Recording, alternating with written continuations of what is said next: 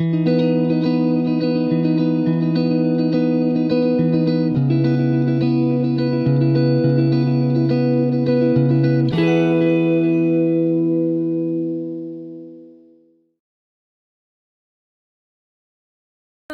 creatures of the world, and welcome back to Coffee with Kerri-Lynn. It is a beautiful mid-morning summer day here in the far north of Maine, up along the Canadian border in the Crown of Maine. I hope everyone is having a nice, warm, sunny summer day wherever you may be. I hope you're having a day filled with fabulosity and good coffee. Good coffee makes all the difference in the world. I look like trash today. It's just one of those things. I have been up since 3:30 in the morning. As I get older, I cannot sleep around the moon cycles. And the Lionsgate portal will be opening up very, very shortly. And of course, with all the energy floating around the universe, it just makes it impossible to sleep. So I got up really early this morning and I took a couple laps around my little homestead in the dark, grabbed my handy dandy bear spray and a flashlight, and we kind of going around the property. And then at 7 a.m. I was out running the ATV trail at 7 a.m. and now I'm just exhausted. But I've got news to bring you guys. So here we are. Ladies and gentlemen, all kidding aside, there is a very important memorandum that came from Joe Biden this week. And nobody but Glenn Beck, where I got my information, is talking about it. It is super significant. It has never been done before. Nobody in legacy media is going to talk about it, but we know that because they're all in love with Kamala, whatever the hell her name is, Harris.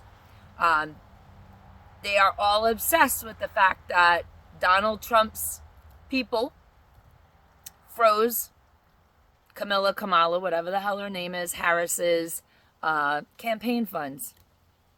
Anyways, I digress. It just makes me so happy that the Trump people are just starting to use lawfare. The same type of lawfare that was used against them, they're starting to use the lawfare, and what's good for the goose is good for the gander. That's been a saying since I grew up. You hit your brother, he hits your back, that's your problem. And you learn that way, I think. Ladies and gentlemen, what has been happening is not being reported on the alternative conservative podcasts, news outlets. Nobody's talking about this. It's absolutely wild what has happened. They're all trying to figure out the shooter's motive. They're all trying to figure out the nonsense with the Secret Service. They're all obsessed with, was it a green screen? Was Joe Biden's appearance pre-recorded? And here we have a piece of information that absolutely no one except Glenn Beck is actually talking about. 3 or 4 days ago, Joe Biden released a memorandum on the delegation of certain functions and authorities. Memorandum for Secretary of State, Secretary of Treasury, delegated certain functions and authorities under the rebuilding of the economic prosperity and opportunities for a Ukrainians Act by authority vested in me, Joe Biden, as president, and by the Constitution and laws of the United States of America, Section 301, blah, blah, blah. I hereby order as follows. Section 1. I delegate to the Secretary of Treasury the functions and authorities vested in the President. I also hereby delegated the Secretary of State, in consultation with the Secretary of Treasury, the functions and authorities vested in the President by sections yada, yada, yada. We ain't going through all them damn numbers. What does this mean? It means that the President of the United States of America is divesting his constitutional presidential duties to other officers, members of his cabinet, and it has never been done before. In other words, this is something that needs to be done, and I am incapable, can't, for whatever reason, do it. So you guys get it done for me. This is a very big deal when the President of the United States starts delegating starts giving away his duties to other members of his cabinet, ladies and gentlemen, we're in serious doo-doo. The man cannot function. It's very, very clear. We all watched that speech that he gave the other day.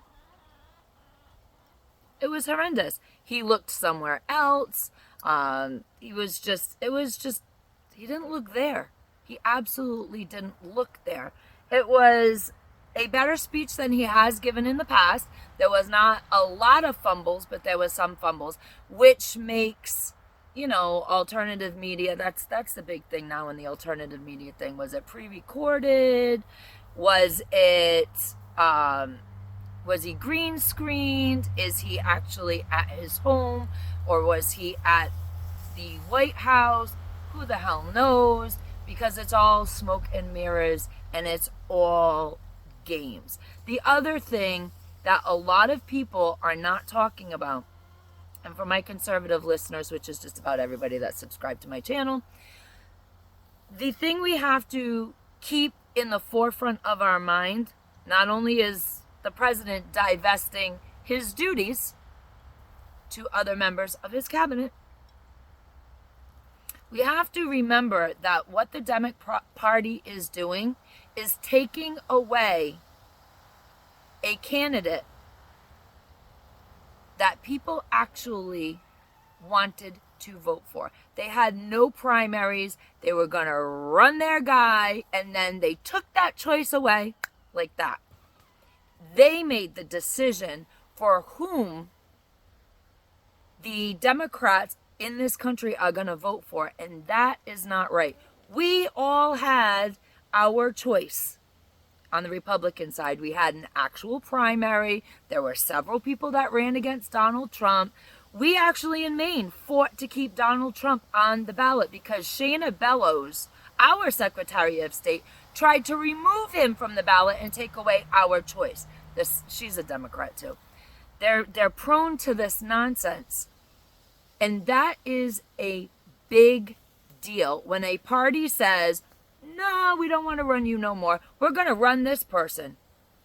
And although Kamala Harris was kind of picked by default so there'd be no real big ruckus, the DNC, which is coming up in a few weeks in August, the delegates, the super delegates on the floor, can take her off the campaign trail too and install who they want. And once again, no primary, no Democratic primary, which means the people of this country have no choice on the figurehead who is going to run on the Democratic ticket for President of the United States of America. In other words, ladies and gentlemen, beautiful creatures of the world, we are being run like communist Russia. We are being run like they do behind the Iron Curtain, when the people want a person to run and the government literally, the party literally just picks who is going to run, and they take the candidate that the people wanted to run out of the race. And this is how things are done in communist countries. And quite frankly, it's not a good thing. My great-grandparents came from communist Poland. They came here in the late 1800s, early 1900s, to be free, to have choice, to have a better life. They came in through Ellis Island. They had to be sponsored. They had to be upstanding citizens in their community. They had to report weekly to the police station so that the police could keep a track of them. My grandmother was the first American born in our family on my father's side of the family. She was born in 1914, and it was a big deal. It was a big deal. My entire life growing up was a big deal. My great-grandparents' trauma of living in the old country followed them to this country. Some of those fears and traumas were instilled in my grandmother's upbringing. And in my father's upbringing and in my upbringing on what would happen if this country actually turned authoritarian, totalitarianism, communist. And it was really a big deal for my grandmother to warn us of the things that her parents endured back in the old country, and to tell us always, remind us always, that just because you were born under the red, white, and blue, just because you were born in the freest country in the world, doesn't mean it will always be so. So she had a few traumas she passed on to us, and it's helped us very early on in the pace of what has been happening for many, many, many years. This is not just 2020 happened and everything fell apart. This is over 50 years in the making, what is going on right now in this country. And it helped for me and my siblings to be able to identify very early on the leanings of authoritarianism, the whispers of Marxism in our country, very early on. So even in the freest country in the world, when they start really messing around with the way you vote, and they start installing candidates instead of allowing the members of their party, the little people, the citizens of the United States, actually vote for whom they want to run as president, the balance is shifted, and so many people in this country do not even realize it.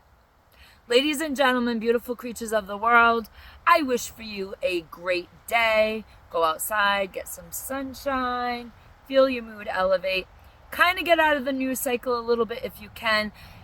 Take this bit of information and start talking about it if you want to, because it's very important that people should know not only was Joe Biden taken out of the presidential race, and that position was gifted to another candidate that nobody seems to want, and it can be gifted once again from her to another candidate at the DNC.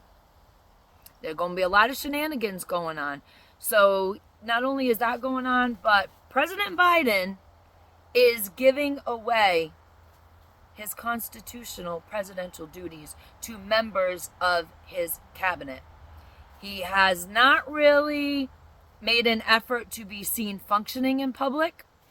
And I think that maybe the 25th Amendment really should be enacted at this point.